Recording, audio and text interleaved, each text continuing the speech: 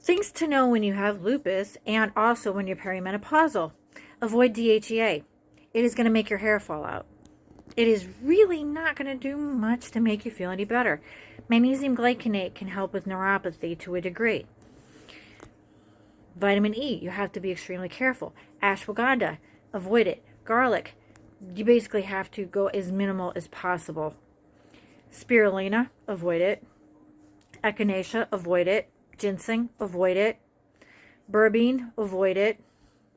All of those things are going to incite cytokine production and cause your immune system to go into hyperdrive. DHEA may seem like it's going to help, but as for women, it is actually going to cause hair loss. It will cause hair loss. If you're perimenopausal, you're already experiencing shedding, avoid that like the plague. I'm serious. Do not take that stuff. Vitamin E, you have to be careful because that's another one they tell you to be very cautious with. Vitamin D is okay. Vitamin C is okay. Magnesium glycinate does help with a lot of things. If you're only experiencing mild sleep deprivation, it does help. Other things that you got to be careful with, I mean, there's so many things. Foods, for instance, they tell you to stop drinking red wine. Limit your red meat because those do cause inflammation. I'm on a pescatarian diet, basically, with very little red meat. There's no way in hell I'm going to become a vegetarian. There's absolutely no way. I tried the vegetarian diet. I almost died. And I was doing it right. And it's a lot of work. It is so much work because that stuff, and it's expensive. You go to the grocery store, that shit is so expensive. Gluten-free is expensive. If you have lupus and they're telling you gluten-free, and if you don't have celiac disease, there's no reason to avoid it. My doctor told me to do that. Was telling me I had non-celiac gluten sensitivity. I do not.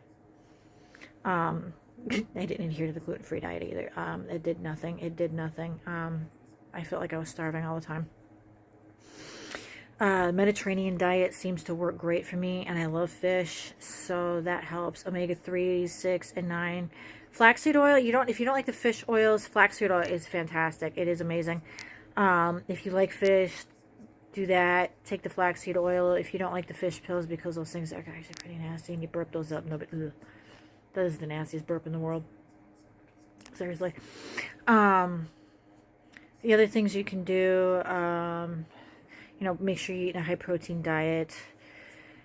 That does help. Gut health, things like that. I was told I had leaky gut. That was bullshit. All because I was misdiagnosed with Hashimoto's, mind you. Not with lupus right away. It was lupus, not Hashimoto's. My God, it doesn't take a genius to figure that one out if you know how to read goddamn antibody level tests and know how to read your blood tests. You have access to all that. I'm serious. Educate yourself on those too. That way you understand them, because your doctors aren't going to tell you everything in your blood tests. And if it's just a little bit low, they're going to be like, "Oh, you're fine," and you're not fine. You are not fine. You have lupus. You have MS. Your body is going to hell. Things are flaring up, and they're like, "Oh, you're fine." That's bullshit. Absolute bullshit. Don't take their word for it. You go by how you feel. You know your body better than they do anyway. So spirulina, ashwagandha, echinacea, absolutely avoid them. I was mistakenly doing that, thinking I was actually helping myself because of my anxiety, not knowing that I had lupus. So it was actually making it worse. Fatigue was worse. Headaches were worse. I was sick. I ended up going from a healthy 145 pounds to 103 pounds to 98 pounds because of stress due to environment and lupus. Not knowing that I had the cytokines, the midinephrines and norepinephrines and all this stuff going on top of that when you're perimenopausal too. Evening primrose is safe. You do have to avoid dong quai. Black cohosh, unfortunately, as much as it does actually help, it does not help you when you have lupus, and you need to avoid it. CoQ10 works great. That actually helps because it gives oxygen. You got oxygenation in your blood, and it's good for your brain.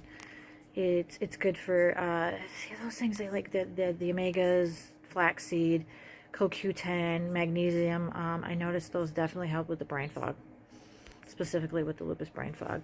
Not so much for fatigue. I hydrate. I eat right, I exercise right, things like that.